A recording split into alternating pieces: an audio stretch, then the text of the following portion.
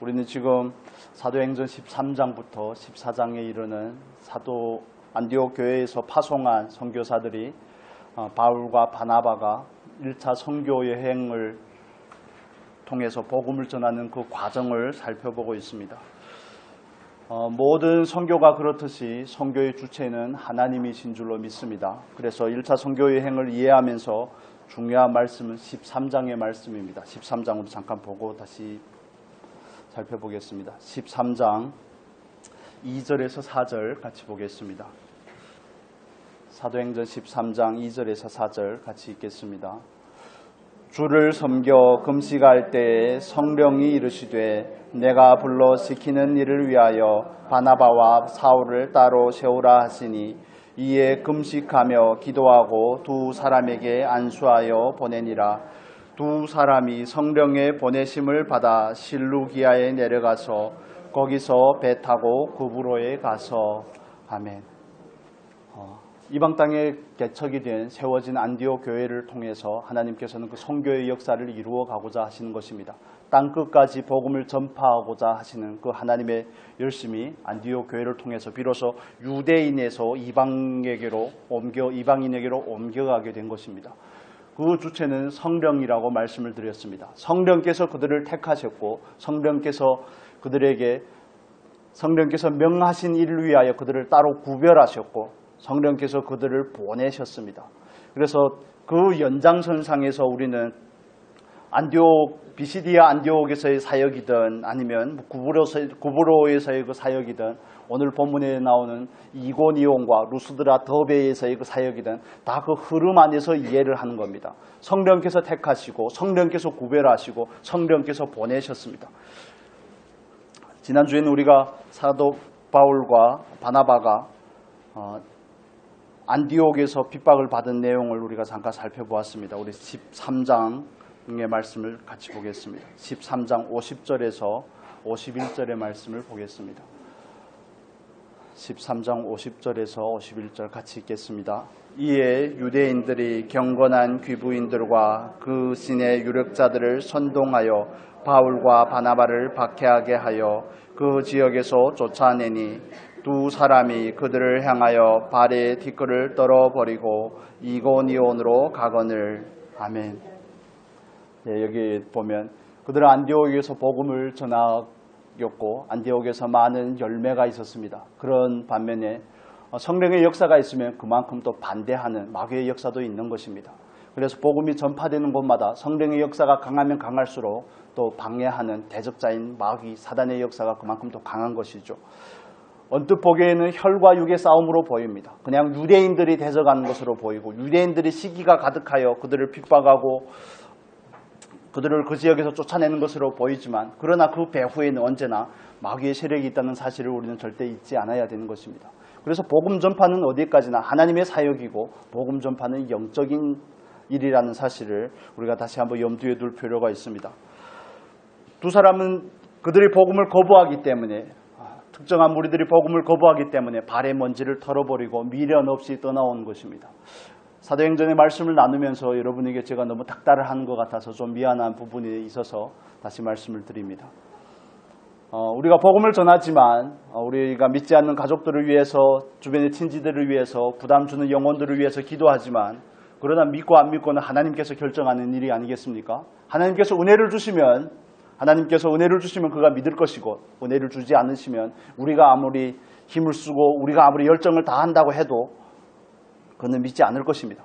그렇기 때문에 초점은 언제나 하나님께 있지만 그러나 제가 여러분에게 자꾸 복음에 대해서 강조했던 그 이유, 복음 전파에 대해서 중보기도에 대해서 강조했던 이유는 우리가 우리에게 주어진 그 과정의 노력을 안 할까 봐 그것 때문에 안타까워서 말씀을 드린 것이죠. 너무 말씀을 많이 드린 것 같아서 좀 미안하긴 하지만 그렇습니다. 왜냐하면 우리는 핑계를 대거든요. 이거 하나님께서 택하신 사람이면 영생을 받게 될 거야.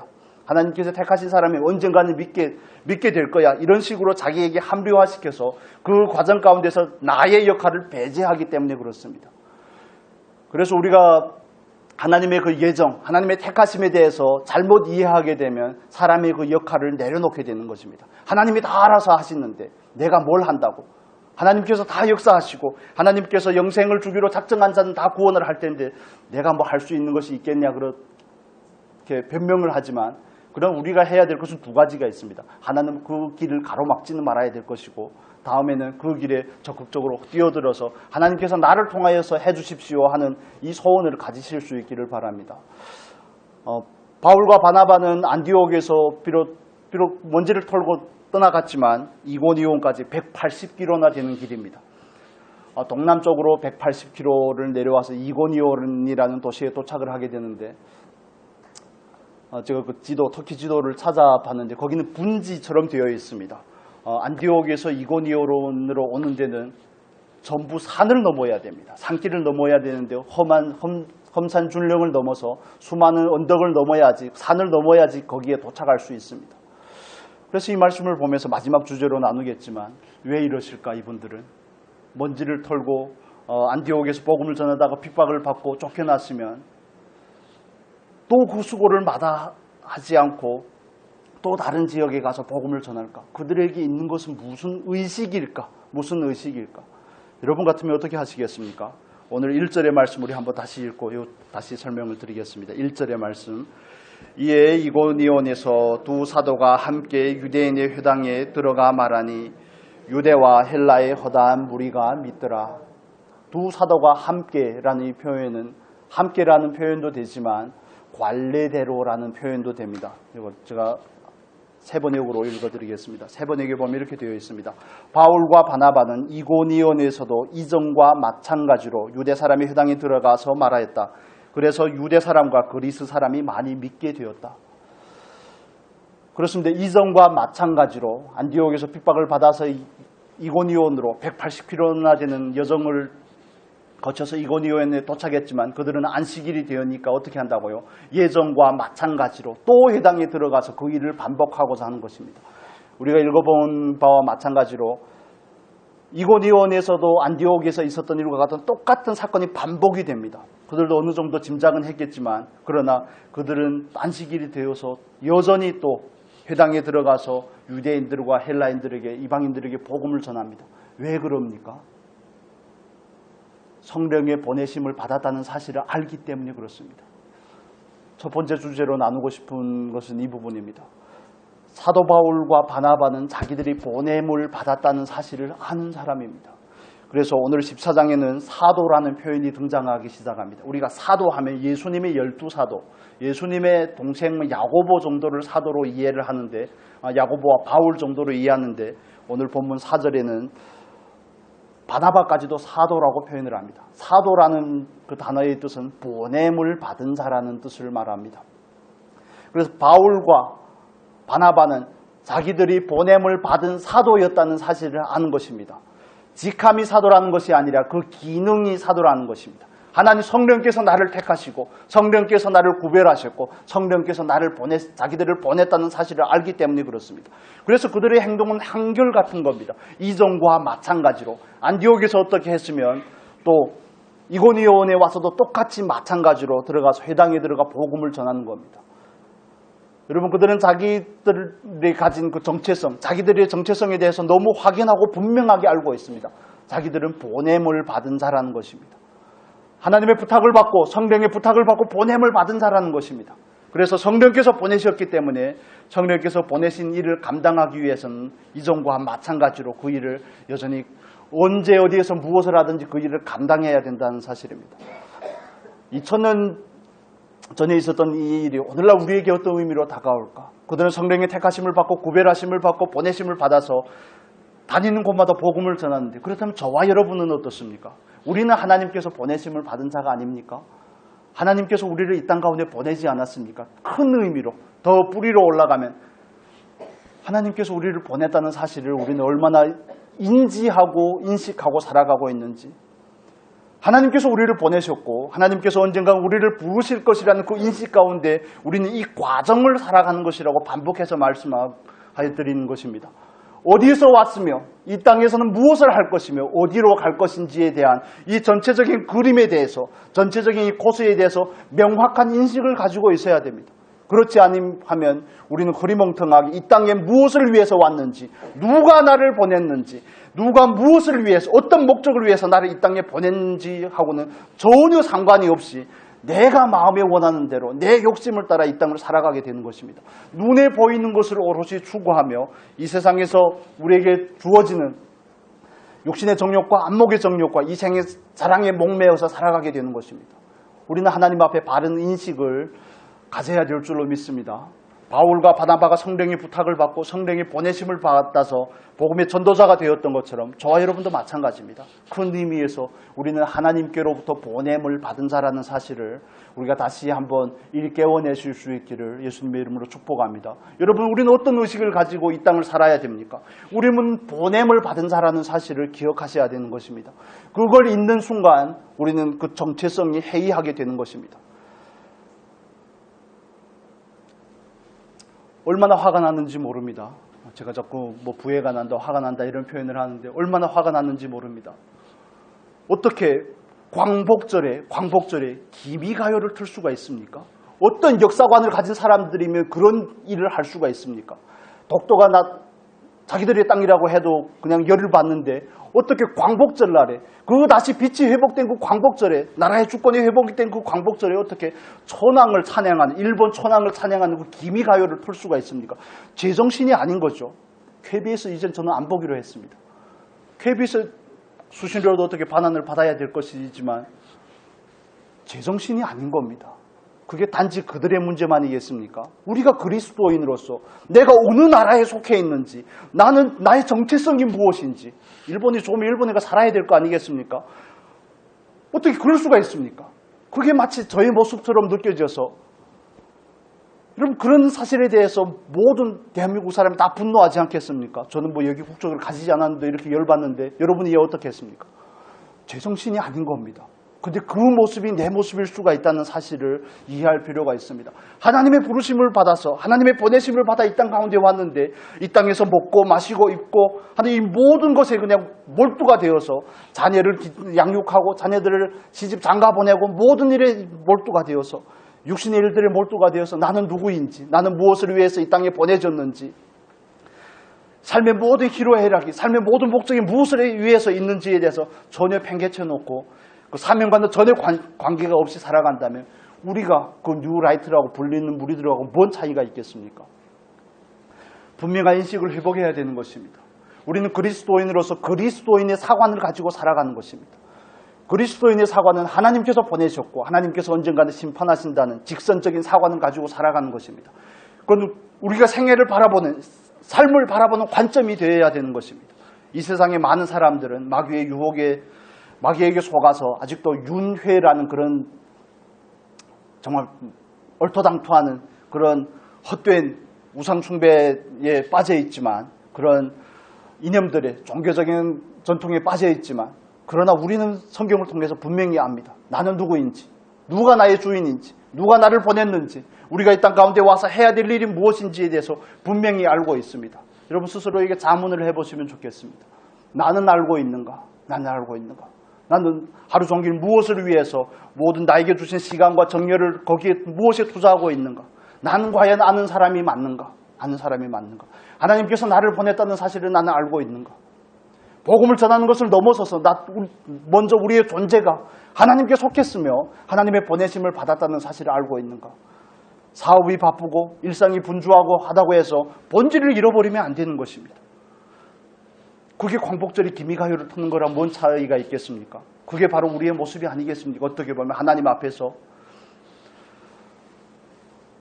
우리는 하나님 앞에서 그 부분에 대해서 분명히 짚고 넘어가야 되고 분명히 회개를 해야 되는 것입니다. 나는 무엇을 위해서 사는가? 나는 하나님의 보내심을 받았다는 사실을 깨닫고 있는가? 무엇이 그렇게 우리를 분주하게 하여 우리로 하여금 가장 기본적인 근간을 잃어버리게 하는 것입니까? 근간을 잃어버리고 이 땅에서 이 땅의 모든 삶에 몰두되어 이 땅에 소망을 두고 살아가게 하는 것입니까? 먹는 것과 입는 것과 마시는 것, 일상의 문제들에 매몰되어서 우리의 삶을 이끌어가고 있는 것입니까? 여러분, 우리는 하나님 앞에서 반드시 돌아봐야 되는 것입니다. 바울과 바나바가 왜 그렇게 핍박을 받고 그렇게 쫓겨다님에도 불구하고 또 거기에 가서 예전과 마찬가지로 회당에 들어가서 복음을 전해내고요. 그들은 보내심을 받았다는 그 의식이 너무 분명한 것입니다. 마지막 주제로 우리가 구체적으로 또 살펴보겠지만 여러분은 어떻습니까? 한 주일 동안 제 마음 가운데서 늘 드는 질문이 그겁니다. 너는 보냄을 받았다는 사실을 아느냐? 그 사실을 안다면 이렇게 행동할 수 있겠느냐? 이건 분명한 분수령과 같은 겁니다. 그래도 되고 안 되고 하는 것이 아닙니다. 이건 선택의 문제가 아닌 것이죠. 우리 전도서의 말씀을 빌어서 다시 한번 보겠습니다. 전도서 7장의 말씀을 보겠습니다. 구약성경 전도서 12장, 제가 7장이라 그랬습니까? 12장 보겠습니다. 12장 1절의 말씀 먼저 보겠습니다. 12장 1절 같이 읽겠습니다. 너는 청년의 때에 너의 창조주를 기억하라. 곧 공고한 날이 이르기 전에 나는 아무 낙이 없다고 할 해들이 가깝기 전에. 1절만 읽겠습니다. 여기 보면 너는 청년의 때에 너의 창조주를 기억하라고 말씀합니다. 2절부터 그 밑에는 사람이 어떻게 연로하면 나이가 들면 어떤 일들이 생기는지에 대해 우리에게 구체적으로 설명을 해주고 있습니다. 우리에게 주어진 시간 안에 하나님을 기억하라는 것입니다. 왜냐하면 그분이 창조주라는 것이죠. 그분이 나를 만드셨고 그분이 나를 이 땅 가운데 보냈다는 사실을 분명히 인지하라는 것입니다. 거기에 대한 설명으로 7절의 말씀 보겠습니다. 7절 같이 읽겠습니다. 흙은 여전히 땅으로 돌아가고 영은 그것을 주신 하나님께로 돌아가기 전에 기억하라. 하나님께서 창조주이시고 하나님께서 보내셨다면 언젠가는 내 영혼이 하나님께로 돌아간다는 사실에 대해서 기억하라고 말씀을 하고 있습니다. 하나님을 기억할 것, 내 영혼이 언젠가는 하나님께로 돌아간다는 사실을 기억할 것에 대해서 강조하고 있습니다. 그러면서 8절에 뭐라고 그럽니까? 전도자가 이르되 헛되고 헛되도다. 모든 것이 헛되도다. 헛된 일에 장념하지 말고 헛된 일에 우리의 초점과 우리의 모든 삶의 목적을 두지 말고 창조주를 기억하고 언젠가는 하나님 앞으로 내가 돌아간다는 사실을 기억하라고 전도자는 우리에게 말씀해주고 있습니다. 여러분, 우리가 언젠가는 하나님 앞에 돌아간다는 사실을 기억하고 있습니까? 이런 얘기를 하면, 이런 말씀을 들으면 많은 분들이 기분 나빠합니다. 왜 자꾸 멀쩡하게 살아있는데 죽음에 대해서 얘기를 하냐고 그러는데, 그러나 정말 지혜로운 사람은 그 마음이 잔치집에 있는 것이 아니라 초상집에 있는 사람이 복된 사람입니다. 그것을 늘 인지하고 있는 사람이 복된 사람입니다. 12장 13절 14절의 말씀을 보겠습니다. 그렇다면 우리는 어떻게 살아가야 되는지에 대해서 여기서 보충해서 설명하고 있습니다. 결론에 대해서 우리에게 말씀해 주고 있습니다. 일의 결국을 다 들었으니 하나님을 경외하고 그의 명령들을 지킬지어다. 이것이 모든 사람의 본분이니라. 하나님은 모든 행위와 모든 은밀한 일을 선악간에 심판하시리라. 아멘. 우리에게 주어진 그 유한한 그 날 가운데 우리는 무엇을 해야 될 것인지, 창조주를 기억해야 되고 하나님께서 우리에게 주신 이 여생이라는 시간이 끝이 있다는 사실을 기억해야 되고 그 끝 뒤에는 뭐가 있다는 것을 기억하는 겁니까? 심판이 있다는 사실을 기억해야 되는 것입니다. 그러면서 그 과정 가운데서 우리가 해야 될 일은 하나님을 경외하는 일입니다. 하나님의 말씀을 지키는 일들을 우리는 해야 되는 것이죠. 여러분, 그리스도인으로 산다는 것은 하루하루 하나님의 말씀 앞에서, 하나님 앞에서 우리의 삶을 점검하고 수정하고 다시 돌이키고 하나님 앞으로 다 반복해서 나아가는 삶입니다. 우리는 늘 온전하게 살 수가 없습니다. 그렇기 때문에 왜곡되고 잘못되고 정말 뒤틀려진 그런 부분들을 말씀에 맞춰서 곧게 펴가는 삶이 그리스도인의 삶인 것이죠. 하나님께서 우리에게 성령을 주셔서 성령께서 우리 안에서 그 일을 행하고 계시는 것입니다. 무엇이 심판인지, 무엇이 죄고, 무엇이 의인지에 대한 분명한 그 진리의 기준을 우리에게 알려주심으로 인해서 우리의 삶을 하나님께서 보내신 그 목적에 맞게 하나님을 경외하며 하나님의 말씀을 지키는 삶으로 나아가게 하는 것이 성령께서 우리 안에서 하시는 일이 아니겠습니까? 그래서 때로는 우리에게 말씀을 생각나게 하시고 때로는 우리에게 말씀을 가르치시지 않습니까? 우리를 진리 가운데로 인도하시지 않습니까? 여러분, 다시 그 원래의 질문으로 돌아와서 우리는 하나님 앞에서 보냄을 받았다는 사실에 대해서 알고 있습니까? 언제는 우리의 삶에 종점이 있다는 사실을 알고 있습니까? 그 종점의 끝에는 심판이 있다는 사실에 대해서 얼마나 자극하고 얼마나 인지하고 살아가고 있습니까? 지금의 기쁨에, 지금 누리고 있는 상황에 너무 만족하면 안 됩니다. 우리의 참된 만족은 하늘에 있지 땅에 있지 않습니다. 이렇게 말하면 또 반발할 수가 있습니다. 육체는 늘 반발하기 때문에 그렇습니다. 그렇다면 너는 안 누리냐? 이 땅의 것이 중요하지 않냐? 이렇게 육신에 속한 사람들은 육신을 따라서 이런 반발이 일어납니다. 그러나 우리가 분명히 짚고 가야 될 부분이 있습니다. 이 세상의 영향을 따라서 이 세상을 따라 살면 그 결국은 망하는 것입니다. 성령을 따라 심지 아니하면 그 결국은 망하는 것입니다. 육체를 따라 심으면 그 결국에 심판이 있는 것입니다. 하나님 앞에 온전한 사람으로 세워질 수가 없는 것입니다. 그럼에도 불구하고 어떻게 말하지 않을 수가 있겠습니까? 반드시 꼬집어야 되는 것이고 반드시 그 문제에 대해서 우리는 직시해야 되는 것입니다. 바르게 살지 못하는 거 괜찮습니다. 그러나 바르게 살지 못하고 있다는 사실을 깨달아야 되죠. 깨달았다면 돌이켜야 되고 잘못되었음에도 불구하고 돌이키지 않는 것, 그것보다 더 심한 문제는 없는 것입니다. 잘못되었음에도 불구하고 핑계를 대기에 바쁘다면 그것보다 더 비극은 없는 것입니다. 여러분들, 우리는 하나님 앞에서 늘 자기의 삶을 점검해야 되는 것입니다. 말씀 앞에서 나는 과연 보냄을 받았다는 사실을 아는가? 정말 하나님의 부름을 받아서 언젠가는 내 영혼이 하나님 앞으로 돌아갈 터인데, 돌아가면 하나님께서 계수하실 터인데, 하나님의 앞에서 우리의 모든 행함과 우리의 말과 행위를 따라서 우리를 심판하실 터인데 나는 어떻게 설 것인지, 나는 과연 그 사실을 믿고 있는가? 너무 무겁습니까? 그렇지만 우리가 직면해야 되는 그 질문인 것입니다. 너무 태연하게, 너무 아무렇지도 않게 살아가는 그 모습을 하나님 앞에서 반드시 회개해야 되는 것입니다. 너희 회개하라, 열심을 내라고 라오디게아 교회에 교훈하시는 것처럼 우리에게도 그렇게 말씀하시지 않겠습니까? 전도서 3장 21절의 말씀에는 이 부분에 대해서 조금 보충해 주고 있습니다. 3장 21절 보겠습니다.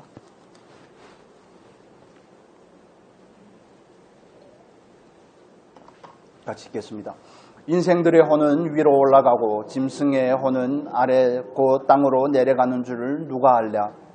여기서 번역된 혼이라는 단어는 루아흐라는 단어입니다.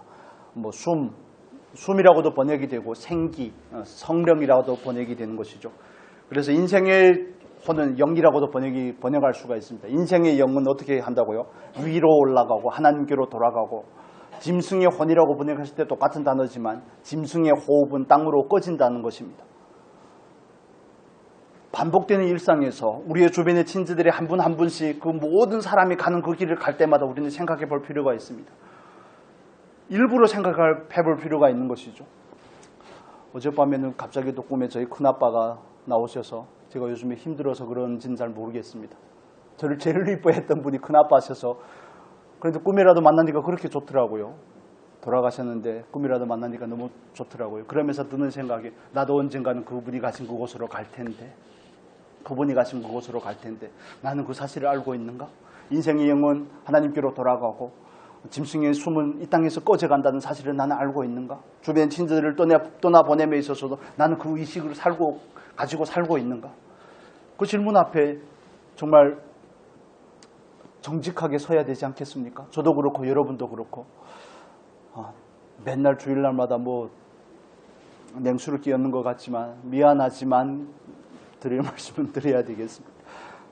그렇습니다. 우리는 하나님 앞에 보내심을 받은 사람이라는 그 인식을 분명히 가지실 수 있기를 바랍니다. 잃어버린 영혼들을 향해서만 보낸 것이 아니라 우리의 존재 자체가 보냄을 받았다는 사실을 먼저 알아야 되는 것입니다. 잃어버린 사람들을 찾는 것보다 더 중요한 것은 내가 하나님 앞에서 먼저 보냄을 받았다는 사실을 아는 것입니다. 내 한 몸도 건사하지 못하는데 어떻게 다른 사람을 향해서 나아갈 수가 있겠습니까? 여러분, 분명한 인식을 가지실 수 있기를 예수님의 이름으로 축복합니다. 없으시다면, 그 인식을 잃어버렸다면, 깨어있지 못하다면 하나님 앞에 정말 울고 회개해야 될 일입니다. 통탄해야 될 일입니다. 나는 지금 무엇에 완전히 빠져서 무엇이 내 삶을 이끌어가고 있는가? 다시 한번 물어봐야 되는 것입니다. 우리 오늘 본문에 와서 다시 한번 보겠습니다. 본문 2절의 말씀과 3절의 말씀 같이 읽겠습니다. 그러나 순종하지 아니하는 유대인들이 이방인들의 마음을 선동하여 형제들에게 악감을 품게 하거늘 두 사도가 오래 있어 주를 힘입어 담대히 말하니 주께서 그들의 손으로 표적과 기사를 행하게 하여 자기 은혜의 말씀을 증언하시니. 아멘. 안디옥에서 그랬던 것처럼 그들이 하나님의 말씀을 선포할 때 순종하는 무리들과 순종하지 않는 무리들이 있습니다. 그런데 기가 막히게도 순종하지 않는 사람들은 이방인이 됐건 유대인들이 됐건 하나가 되어서 진리를 대적합니다. 이게 세상입니다. 여러분이 이해할 필요가 있습니다. 세상은 진리를 거부합니다. 왜냐하면 세상은 누구에게 속했습니까? 마귀에게 속했습니다. 세상 임금은 마귀입니다. 끊임없이 진리를 대적하고 진리의 확장을 대적하는 것입니다. 복음이 전파되는 것을 거스르는 일을 마귀는 오늘도 열심을 내서 하고 있죠. 그만큼 저와 여러분은 열심히 그 열심을 뛰어넘어야 될 텐데 말입니다. 그래서 어디에 가든지 말씀이 선포되는 곳에는 명함이 갈리는 것입니다. 정말 빛이 있으라고 했을 때 어둠과 밝음이 갈리는 것처럼 말씀이 선포되는 곳마다 갈리게 됩니다. 오늘 본문에 보면 4절의 말씀에도 똑같이 나오죠. 4절 또 읽겠습니다. 그 시내의 무리가 나뉘어 유대인을 따르는 자도 있고 두 사도를 따르는 자도 있는지라. 5절까지 읽겠습니다. 이방인과 유대인과 그 관리들이 두 사도를 모욕하며 돌려치려 달려드니. 아멘. 그럼에도 불구하고 바울과 바나바는 그 일을 계속하더라는 것입니다. 그래서 3절에서 뭐라고 말씀합니까? 오래 있어 주를 힘입어 담대히 말하니. 그런데 이 원문에서는 생략된 단어가 있습니다. 원문에서는 그러므로라는 단어가 나와 있습니다. 그러므로라는 것은 2절의 말씀이 있고 나서 그러므로를 말하는 겁니다. 그들이 가서 복음을 전했을 때 헬라인의 허다한 무리들이 믿게 되었고 또 복음을 불순종하는 사람들을 선동하고 그들을 핍박하는 그 상황 가운데서 그 다음에 3절이 이어지는데 뭐로 시작한다고요? 그러므로 세 번의 역으로 제가 읽어드리겠습니다. 여기도 생략이 되어 있지만 두 사도는 오랫동안 거기 머물면서 주를 의지하며 담대하게 말하였다. 주께서는 그들의 손으로 표징과 놀라운 일을 행하게 하셔서 그들이 전하는 의대의 말씀을 확증하여 주셨다.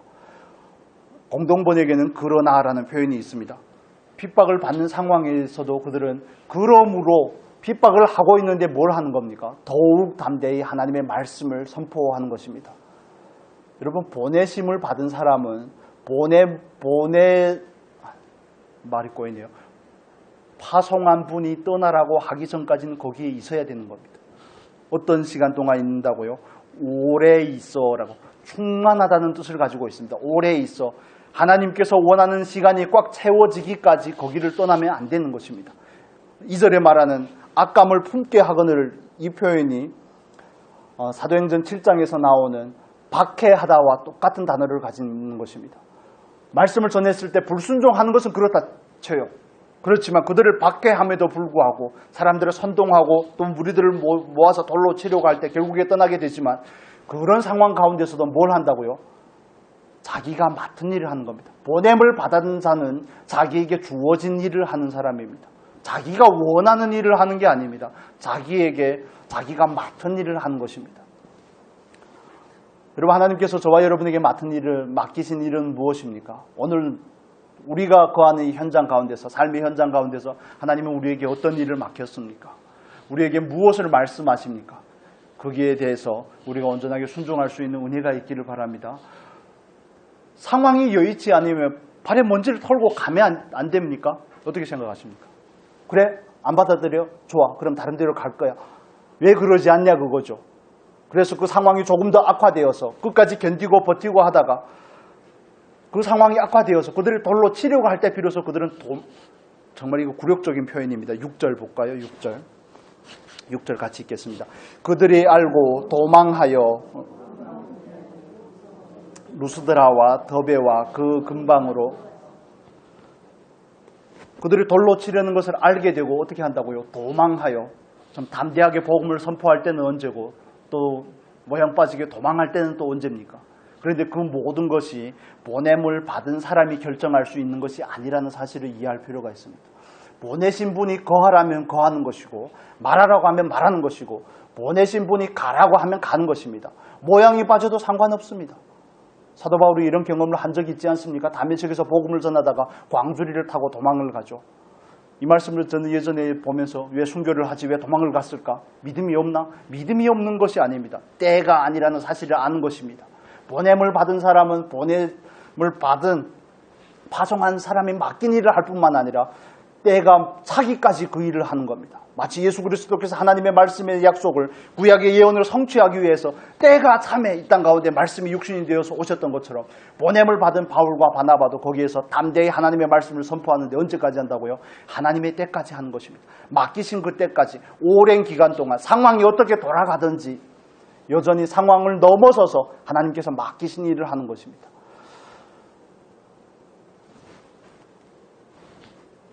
그들은 담대히 복음을 전파할 뿐만 아니라 그들이 그 복음을 위해서 애쓰는 그 애씀에 대해서 하나님께서 그들을 지지하고 있다는 사실을 3절은 우리에게 밝혀주고 있죠. 하나님께서 친히 하나님의 말씀을 확증해 주시는 것입니다. 3절에 이렇게 말씀하죠. 주께서 그들의 손으로 표적과 기사를 행하게 하여, 주께서 그들의 손으로 표적과 기사를 행하게 하여, 그들이 행한 것이 아니라 누가 행한 것입니까? 주께서 행하게 하신 것입니다. 주께서 그들이 하신 전한 복음뿐만 아니라 그 복음에 걸맞는 복음의 능력을 나타냄으로 인해서 그들의 복음을 확증해 주시는 것입니다. 증명해 주시는 것입니다. 하나님의 나라는 어디에 있다고요? 하나님의 나라는 말에 있는 것이 아닙니다. 하나님의 나라는 무엇에 있습니까? 능력에 있는 것이죠. 고린도전서 4장 19절 20절의 말씀 제가 읽어드리겠습니다. 주께서 허락하시면 내가 너희에게 속히 나아가서 교만한 자들의 말이 아니라 오직 그 능력을 알아보겠으니 하나님의 나라는 말에 있지 아니하고 오직 능력에 있습니다. 바울과 바나바가 그 역경 가운데서도 하나님께서 맡기신 일을 그 시간 가운데 충실하게 감당하고자 할 때 하나님께서는 그들의 사역을 도우시더라는 것입니다. 하나님께서는 그들과 함께 하셔서 그들이 전한 복음의 내용을 확증하시고 하나님의 살아계심을 분명히 나타내더라는 것입니다. 표적과 기사, 물론 우리의 초점은 여기에 있어서는 안 됩니다. 왜냐하면 말세가 되면 표적과 기사가 여기저기에서 일어나는데 우리가 반드시 가져야 될 중심은 표적과 기사가 초점이 아닙니다. 표적과 기사는 하나님의 말씀을 확증해주는 기능적인, 수단적인 역할을 한다는 사실을 기억하시기를 바랍니다.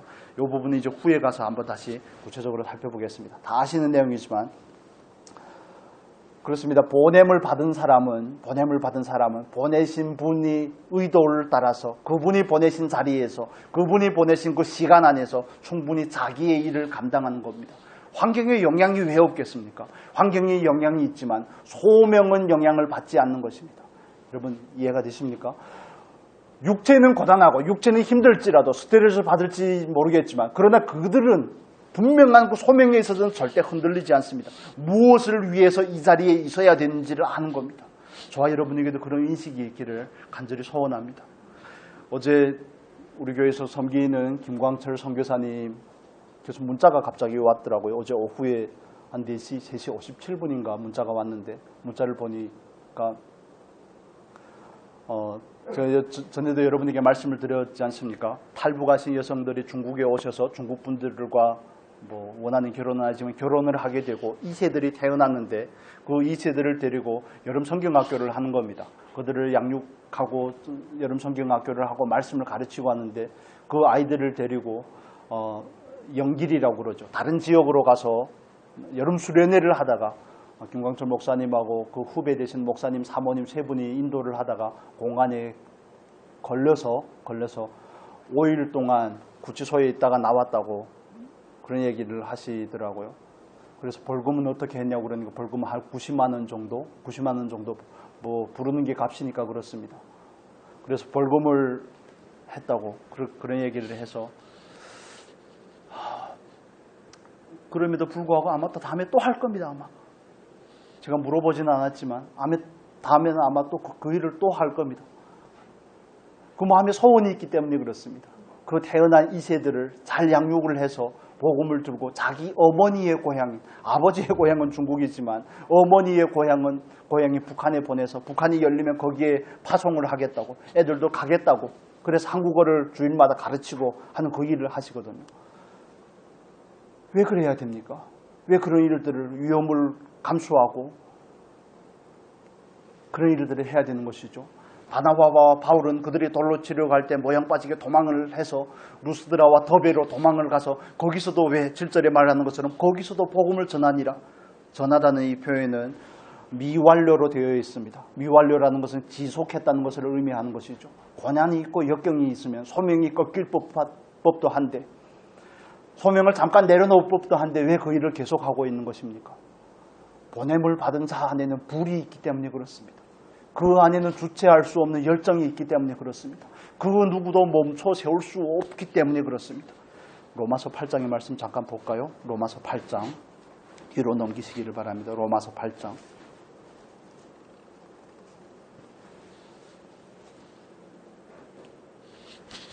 8장 35절에서 37절의 말씀 39절까지 다 같이 읽겠습니다. 35절에서 39절까지 같이 읽겠습니다. 누가 우리를 그리스도의 사랑에서 끊으리요? 환난이나 공고나 박해나 기근이나 적신이나 위험이나 칼이랴. 기록된 바 우리가 종일주를 위하여 죽임을 당하게 되며 도살당할 양같이 여김을 받았나이다 함과 같으니라. 그러나 이 모든 일에 우리를 사랑하시는 이로 말미암아 우리가 넉넉히 이기느니라. 내가 확신하노니 사망이나 생명이나 천사들이나 권세자들이나 현재일이나 장래일이나 능력이나 높음이나 기쁨이나 다른 어떤 피조물이라도 우리를 우리 주 그리스도 예수 안에 있는 하나님의 사랑에서 끊을 수 없으리라. 아멘. 그 안에는 불이 있기 때문에 그렇습니다. 그 안에는 하나님의 사랑이 있기 때문에 그렇습니다. 선포하지 아니하면, 전하지 아니하면 견딜 수 없는 그 사랑과 열정이 있기 때문에 그렇습니다. 하나님을 만났기 때문에 그렇습니다. 하나님을 만났고 하나님께서 나를 얼마나 사랑했는지를 알기 때문에 아직도 하나님의 사랑을 알지 못하는 그들에게 나아가는 것입니다. 반복적인 좌절이 있고 반복적인 실패가 있지만, 어려움이 있지만, 환경적인 어려움이 있지만, 육체는 영향을 받지만 소명은 영향을 받지 않더라는 것입니다. 부르심은 영향을 받지 않더라는 것입니다. 하나님께서 우리에게 주신 말씀이 우리 안에서 늘 끝까지 말씀을 붙잡고 견디는 은혜가 저와 여러분에게 있었으면 좋겠습니다. 환경이나 어려움이나 박해가 오면 그 말씀을 바로바로 팽개치는 것이 아니라 정말 그 말씀이 옥토에 떨어지기까지 견디는 은혜가 있어야 될 줄로 믿습니다. 그렇습니다. 그 사랑을 아는 자, 그 안에 불이 있는 자 견딜 수가 없는 거 아니겠습니까? 누군들을 막을 수가 있겠습니까? 그 십자가의 전달자가 나아가는데 누가 막겠습니까? 세상도 감당하지 못할 자들이 아니겠습니까? 그런데 그때 그들의 신앙과 오늘날 우리들의 신앙은 왜 이렇게 다른지 직접적으로 비교하는 것이 아니라 그들이 가진 열정이 나에게도 있는가를 질문을 하는 것입니다. 그래서 한 주간 묵상하면서 두 번째 질문은 내 안에는 불이 있는가? 나는 정말 선포하지 아니하면 견딜 수 없는 그 불이 있는가? 여러분 안에는 있습니까? 여러분 안에는 불이 있습니까? 핑계는 많은데 불은 없죠. 나를 위한 것은 너무 넘쳐나는데 하나님을 위한 것은 없죠. 나를 위한 관심과 내가 초점이 되어가는 그런 삶을 향한 열정은 차고 넘치지만 하나님을 향한 열정은 없죠. 과연 불이 있는지, 불을 받지 못했다면, 불이라고 하면 자꾸 은사적인 거, 불을 받아라 이런 걸 말하는 것이라 아니라 내 안에 사랑이 있는가? 내 안에 정말 하나님의 말씀이 있는가? 하나님의 그 소명이 있는가를 여쭤보는 것입니다. 그게 있다면 주체할 수가 없을 텐데 그게 있다면 복음을 위해서 정말 살든지 죽든지 하나님을 위해서 나를 드리는 일에 머뭇거림이 없을 텐데 나는 왜 나를 위한 삶은 이렇게 많은데 주를 위한 삶은 이렇게 적을까? 이 질문을 우리가 깊이 가져보시면 좋겠습니다. 각자의 믿음의 분량을 따라 가지시면 좋겠습니다. 바울과 바나바를 흉내내라는 것이 아닙니다. 갑자기 또 모든 것을 접고 선교를 간다고 그러라는 것이 아닙니다. 삶의 현장에서 과연 불을 가진 자가 맞는지 정말 그 예레미야의 고백이 우리의 고백이 되었으면 좋겠습니다. 잘 아시는 말씀이지만 한번 보고 가겠습니다. 예레미야서의 말씀 보겠습니다. 구약 성경 예레미야 20장 9절의 말씀입니다. 구약 성경 예레미야 20장 9절의 말씀. 7절에서 9절 보면 좋겠습니다. 7절에서 9절 같이 읽겠습니다. 여호와여 주께서 나를 권유하심으로 내가 그 권유를 받아싸우며 주께서 나보다 강하사 이기셨으므로 내가 조롱거리가 되니 사람마다 종일토록 나를 조롱하나이다. 내가 말할 때마다 외치며 파멸과 멸망을 선포함으로 여호와의 말씀으로 말미암아 내가 종일토록 치욕과 모욕거리가 됨이니이다. 내가 다시는 여호와를 선포하지 아니하며 그의 이름으로 말하지 아니하리라 하면 나의 마음이 불붙는 것 같아서 골수에 사무치니 답답하여 견딜 수 없나이다. 말씀을 전하는 일로 인해서 치욕거리가 되고 모욕거리가 돼도 그 일을 내려놓을 수가 없는 이유, 안디옥이든 이고니온이든 루스드라 더베든 그 먼 길이든 험산 줄령을 넘든 강도와 강의 위험을 만나든 그 일을 포기할 수 없는 이유, 보내심을 받았기 때문에 그렇습니다. 자기의 소명이 있기 때문에 그렇습니다. 보내심을 받은 자로서의 소명, 그리고 끝까지 그 소명에 충실하기 때문에 그렇습니다. 여러분, 그들 안에는 주체할 수 없는 열정과 그 불이 있기 때문에 그렇습니다. 예레미야서에서 말하는 그 불은, 예레미야 안에 있는 그 불은 하나님께서 그에게 부탁한 예언의 말씀이죠. 23장에 보면 23장 말씀 볼까요? 이 말씀 보고 마치겠습니다. 예레미야 23장 29절의 말씀 같이 보겠습니다. 같이 읽겠습니다. 여호와의 말씀이니라. 내 말이 불 같지 아니하냐, 바위를 쳐서 부스러뜨리는 방망이 같지 아니하냐. 여호와의 말씀이, 여호와께서 부탁하신 그 말씀이 곧 불이고 그 말씀이 곧 방망이 같은 것입니다. 그 말씀이 내 안에 있냐는 것을 여러분에게 여쭤보는 것입니다. 내 안에는 말씀이 있는가? 내 안에는 그 소명을 향한 불탐이 있는가? 나는 과연 하나님을 만난 사람이 맞는지, 나는 과연 하나님의 사랑을 아는 사람이 맞는지. 그게 안 된다면 부담을 가질 것이 아니라 하나님 앞으로 돌아가서 먼저 내가 체험을 받자는 것입니다. 하나님의 말씀으로 그 불이 내 안에 정말 불타오르게끔 해야지 다른 사람들을 향해 나아갈 수 있지 않겠습니까? 그 열정이 저와 여러분의 안에 있기를 바랍니다. 우리는 보내심을 받은 사람입니다. 하나님께서 우리에게 부탁하신 뭔가가 있다는 뜻이기도 하겠죠. 그래서 그 일을 감당하기 위해서 우리는 끝까지 달려가야 되는 것이고, 하나님께서 원하시는 그 자리에서 그 원하시는 시간까지 그 자리에 머물러야 되는 것이고, 정말 내 안에 주체할 수 없는 그 불이, 보냄을 받은 자로서의 그 불이 저와 여러분에게 있기를 예수님의 이름으로 축복합니다. 없으면 구하셔야 됩니다. 없으면 구하셔서 우리도 정말 하나님 앞에 그 놀라운 복음 전파의 사역에 쓰임 받을 수 있기를 예수님의 이름으로 축복합니다. 기도하겠습니다. 거룩하신 하나님 아버지, 우리의 마음의 눈을 열어 바르게 보게 하여 주시옵소서. 보냄받았다는 사실을 분명히 깨닫고 보냄받은 자로서 이 세상을 살아가게 하여 주시옵소서. 정말 보냄받은 그 열정자로서의 그 열정이 우리 안에 있게 하여 주옵소서. 그러하기 위하여 날마다 하나님을 경험하게 하시고 하나님의 말씀이 내 안에 있게 하셔서 그 말씀을 따라, 정말 그 열정을 따라 주의 말씀을, 주의 복음을 전파하는 일에 우리가 온전히 참여할 수 있도록 은혜를 다하여 주시옵소서. 우리가 참여되게 하시고 우리 교회가 참여될 수 있도록 축복하여 주시옵소서. 감사하며 예수님의 이름으로